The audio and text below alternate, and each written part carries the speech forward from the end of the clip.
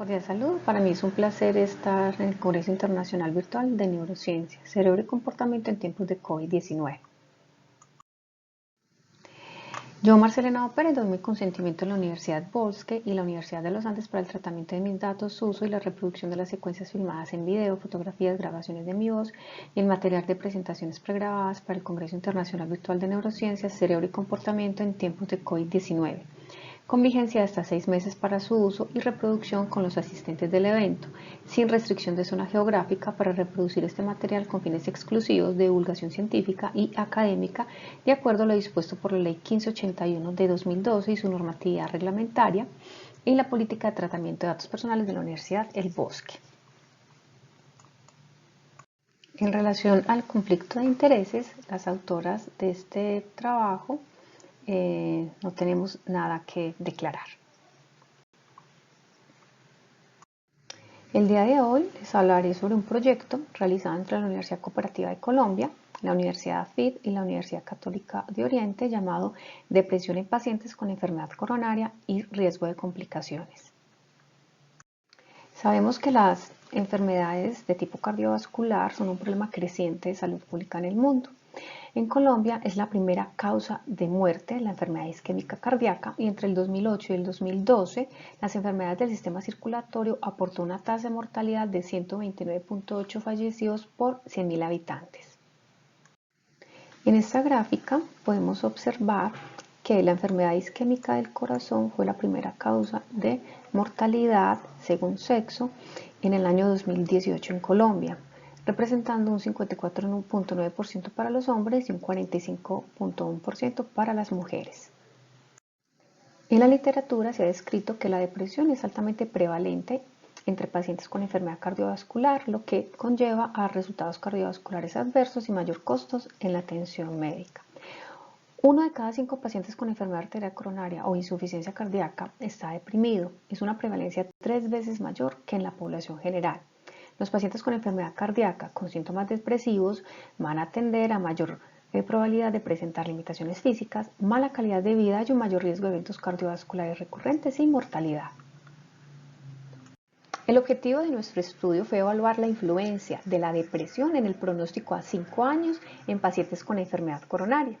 Participaron 145 pacientes que fueron atendidos en una clínica especializada en cardiología del Oriente Antioqueño, los cuales fueron diagnosticados con enfermedad coronaria entre septiembre del 2013 y junio del 2015. Todos los pacientes firmaron el consentimiento informado. Se les aplicó el test PHQ-9 en el momento de la hospitalización y a los 3 meses del alta. Se recolectaron todas las variables sociodemográficas y clínicas de los registros médicos y se realizó un seguimiento a 5 años para verificar muerte, reinfarto o complicaciones en esta población. Bueno, con este flujograma les explicaré cómo fue el proceso de selección de los pacientes y de seguimiento. Entonces, entre septiembre del 2013 y junio del 2015, fueron valorados 156 pacientes, de los cuales 145 fueron elegibles y 11 pacientes fueron excluidos porque no cumplían con los criterios de inclusión, los cuales eran ser mayores de edad, tener un diagnóstico de cardiopatía isquémica y que este evento cardíaco debería haberse presentado máximo 30 días antes de la primera evaluación. Los criterios de exclusión fueron pacientes con discapacidad cognitiva, neurológica, motora y psiquiátrica que impidiera la resolución de las pruebas psicológicas o pacientes que tuvieran dolor precordial pero que no fuera de origen coronario, como por ejemplo una miocarditis, una pericarditis o un tromboembolismo pulmonar. Entonces a estos 145 pacientes se les aplicó el PHQ-9. Recordemos que el PHQ-9 es un cuestionario que evalúa cada uno de los 9 criterios del DSM-4 en una escala que va desde 0, que es para nada, hasta 3, que es casi todos los días. Este instrumento es muy útil no solamente para diagnosticar depresión, sino que es confiable y válido también para la evaluación de severidad. Una puntuación total de menos de 8 indica que la persona no tiene depresión, una puntuación de 8 o 9 indica posible depresión y una puntuación de 10 o más indica probable depresión. Aquí nosotros entonces tomamos a los pacientes que tuvieran un PHQ-9 mayor de 10 para colocarlos en el grupo de pacientes con depresión clínicamente significativa y un PHQ-9 menor de 10 sería el grupo de pacientes sin depresión. Siendo así, tuvimos 29 pacientes que tenían depresión clínicamente significativa en el momento de la hospitalización y 116 pacientes que no. A los 3 meses se les aplicó nuevamente el PHQ-9 a estos pacientes. De los 29 pacientes que puntuaron en el momento de la hospitalización para depresión, tuvimos una pérdida de 10 pacientes, estos fueron referidos a otras instituciones médicas, y de los 19 que quedaron, 6 continuaban con depresión clínicamente significativa y 13 ya puntuaron para no tener depresión. De los 116 pacientes sin depresión en el momento de la hospitalización, tuvimos una pérdida de 37 pacientes porque fueron remitidos a otras instituciones médicas. Continuaron sin depresión 69 y tenían depresión de novo 10 pacientes. A este grupo de pacientes le hicimos un seguimiento a 5 años. La mayoría fue a través de las consultas de control que se realizaba con cardiología o a través de comunicación vía teléfono fijo o teléfono celular. ¿Qué encontramos a los 5 años? Encontramos que los pacientes analizados con depresión en el momento de la hospitalización, 6 presentaron complicaciones, 23 fueron censurados.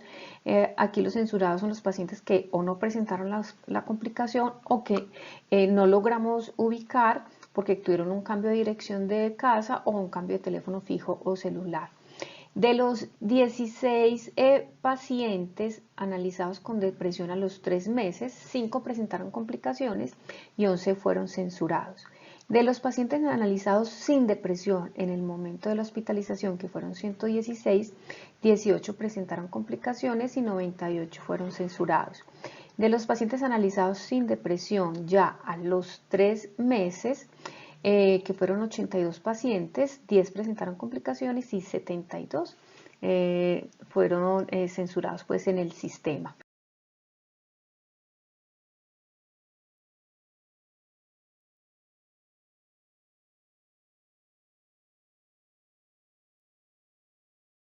En este cuadro podemos observar las características sociodemográficas y clínicas basales de los pacientes.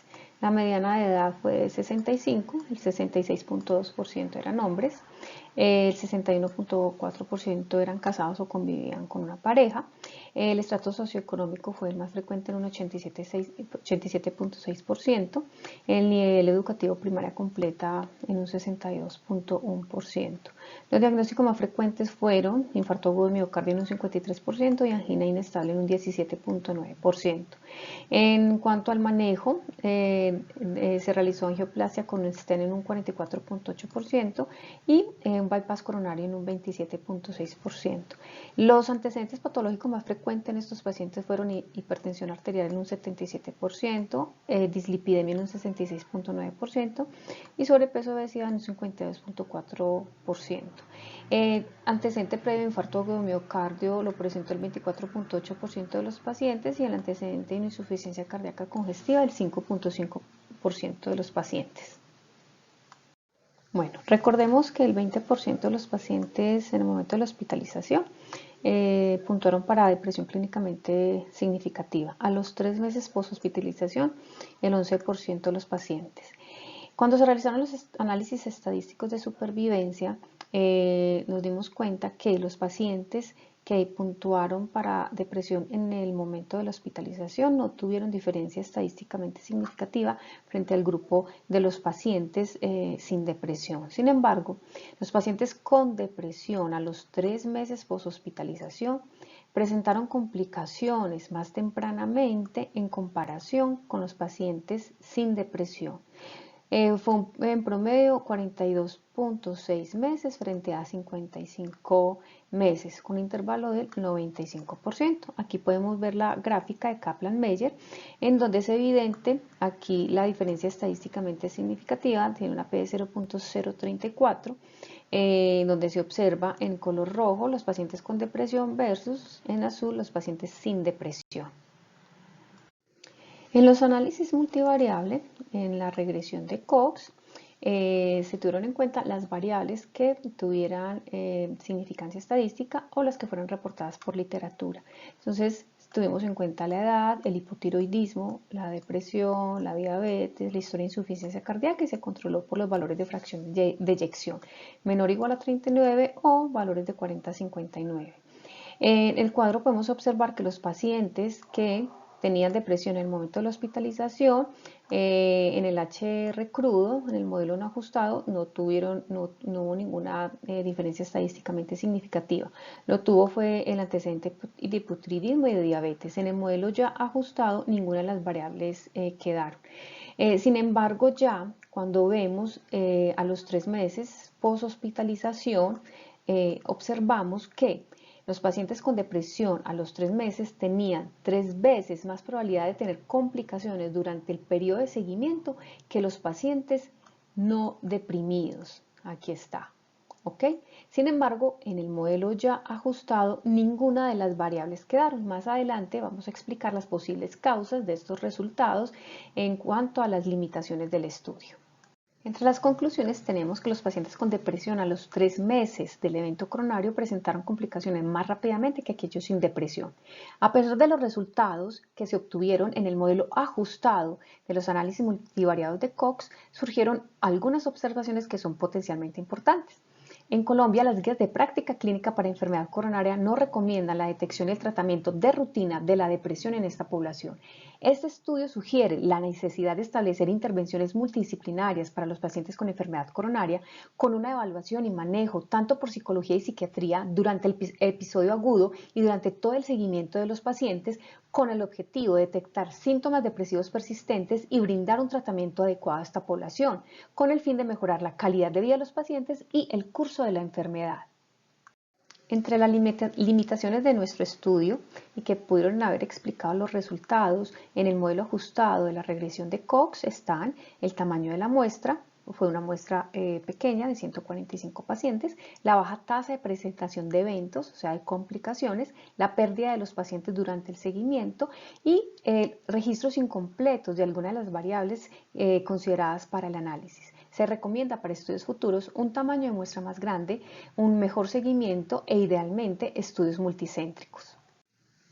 Muchas gracias por su atención.